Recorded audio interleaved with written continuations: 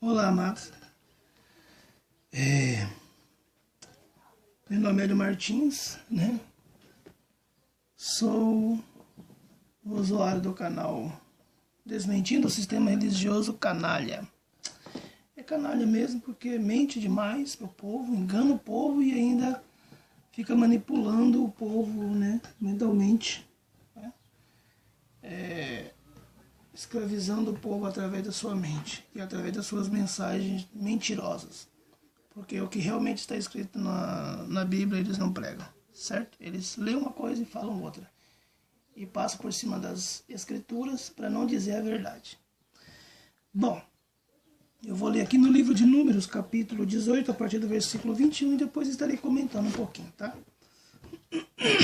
Desculpa. É assim. Aos filhos de Levi, dei todos os dízimos em Israel, por herança, pelo serviço que prestam, serviço da tenda da congregação. E nunca mais os filhos de Israel chegarão à tenda da congregação, para que não levam sobre si o pecado e morram. Mas os levitas farão o serviço da tenda da congregação, e responderão por suas faltas. Estatuto perpétuo é esse para todas as vossas gerações. E não terão eles nenhuma herança no meio dos filhos de Israel, porque os dízimos dos filhos de Israel que prestam ao Senhor em oferta, dei-os por herança aos levitas, porquanto eu lhes disse: no meio dos filhos de Israel nenhuma herança tereis.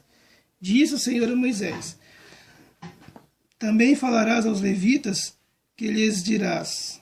Também falarás aos levitas, e lhes dirás: quando receberdes o dízimo, né, os dízimos da parte dos filhos de Israel, que vos dei por vossa herança, deles apresentareis uma oferta ao Senhor, o dízimo dos dízimos. Né? Atribui-se-vos a vossa oferta como se fosse cereal da eira e plenitude do lagar. Assim também apresentareis ao Senhor uma oferta de todos os vossos dízimos que receberdes dos filhos de Israel, e deles dareis a oferta do Senhor a Arão, o sacerdote. De todas as vossas dádivas apresentareis toda a oferta do Senhor, do melhor delas a parte que lhe é sagrada, ou é perfeita. Portanto lhes dirás: quando oferecerdes o melhor que há nos dízimos, o restante destes, como se fosse produto da eira e produto do lagar, né, se contará aos levitas. Como eu usei em todo lugar vós e a vossa casa, porque é vossa recompensa pelo serviço da tenda da congregação. Pelo que não levareis sobre vós o pecado, quando deles oferecerdes o melhor, e não profanareis as coisas sagradas dos filhos de Israel, para que não morrais. Bem, nós sabemos que na antiguidade, né, na época de Moisés, o Criador separou uma tribo, chamada tribo de Judá, para cuidar dos serviços sagrados. Né? Isso é preceito da lei de Moisés, tá? Foi incluído na lei de Moisés também.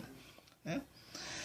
E o Criador separou a tribo de Levi para cuidar do serviço sagrado, como montagem e desmontagem das tendas, né?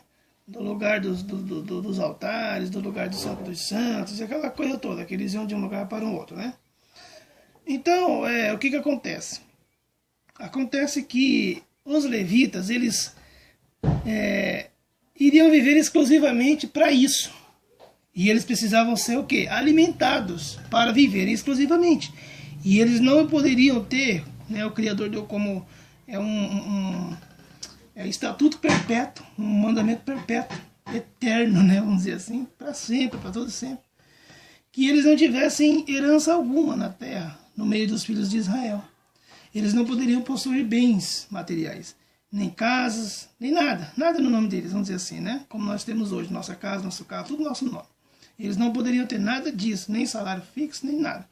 Eles iam ser sustentados pelo restante da nação de Israel. Foi essa ordenança que o Criador deu, né, ao povo de Israel através de Moisés. Muito bem. Tá. Nós sabemos, como nós vimos aqui, que as ofertas, né, e os dízimos, oferta é a mesma coisa de dízimo, tá? Isso nós poderíamos até vermos aqui, está no livro de Números, só que eu não li essa parte, mas está aqui, eu já li. Só você ler. Então o que acontece? O dízimo e oferta, né? Por exemplo, vamos dizer assim, vamos tentar separar a oferta do dízimo, vamos tentar fazer isso. Mas a oferta seria a melhor parte, né, do dízimo. Seria o melhor do melhor, ou seja, o dízimo dos dízimos, né? E seria entregue ao sacerdote chamado Arão, certo? Então, o que acontece? Acontece o seguinte, que as ofertas, né, os dízimos, vamos dizer assim, não era dinheiro, era comida, era cereais da ilha do campo, de plantações, era gados, né, era criação de animal, essas coisas todas que fazia na época, não tinha outra coisa a não ser isso, né? Então, quem ficou para tomar conta do serviço sagrado, né, o assunto mais principal é esse, e também dizer que o dízimo não era dinheiro. E não é até hoje. Não sei de onde que eles arrumaram esse dízimo hoje em dia que é dinheiro. Não sei de onde que eles tiraram isso, né?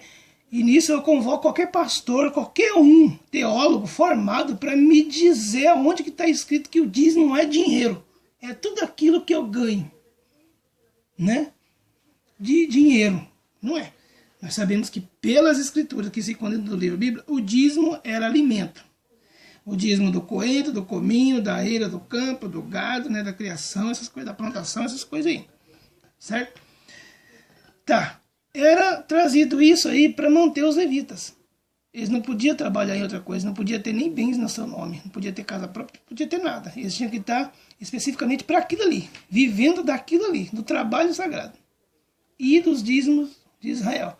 Que os dízimos de Israel eram sagrados, eram perfeitos e também eram santificados, que quer dizer separados exatamente para eles. Por quê? Eles faziam o serviço sagrado, como eu já falei. Não quero ser repetitivo aqui. Tá? Agora, na época do Salvador, na época de Jesus, vamos dizer assim, Jesus, quando Jesus estava aqui na terra, a tribo de Levi já tinha sido chutada pela tribo de Judá. Não estava mais no comando dos serviços sagrados, ou seja, na direção vamos dizer assim, do sistema religioso da época. Eles não estavam mais. Então eles foram banidos dos serviços sagrados. Quem tomou conta foi a tribo de Judá, certo? Eles se tornaram os líderes religiosos da época e eles faziam as coisas da maneira deles, que eles pensavam. Eles obedeciam a lei conforme eles queriam, conforme eles pensavam. E tirava dízimos, né? Tirava oferta, tirava tudo do povo. Manipulava o povo mentalmente. Entendeu? E daí o povo também já dava o dízimo como dinheiro naquela época ali também, né? Já tinha moeda jogada no gasofilácio, né? Sobre o altar das sinagogas, do templo em Jerusalém ali, do templo de Herodes em Jerusalém. Então, já começou lá nessa época aí a manipulação mental no povo, para o povo, né, ser salvo. Eles tinham que estar ali, indo no templo, adorar, indo no monte, né, e aquela coisa toda. E tinha os líderes religiosos, os principais sacerdotes e anciões do povo, que eram os saduceus e os fariseus. Eram duas denominações que tomavam conta na época. Hoje, só que no Brasil é mais de 20 mil, né? E naquela época, o sistema religioso já era bem confuso. Agora imagina hoje. Então, dízimo, meu amado, era para o povo de Israel dar aos filhos de Levi. E hoje, esses pastores de hoje, eles são descendentes da tribo de Judá. Porque eles não são Levi. Eles não são da tribo de Levi. Eles não são levita. E por que hoje nós temos que dar o nosso dinheiro suado para eles? Nós não temos obrigação em pagar nada. Pense nisso. Leia o livro de Números e você verá. Tá? Eu vou estar gravando outro vídeo, sequência disso aqui, desse assunto. E você vai ver se você é obrigado a dar dízimo, esse dízimo de hoje, e o dízimo também que era da lei de Moisés, ou não. Mas eu já afirmo desde já que você não é obrigado a fazer isso. Nem o dízimo de hoje e nem o dízimo da lei. Certo? Fica na paz.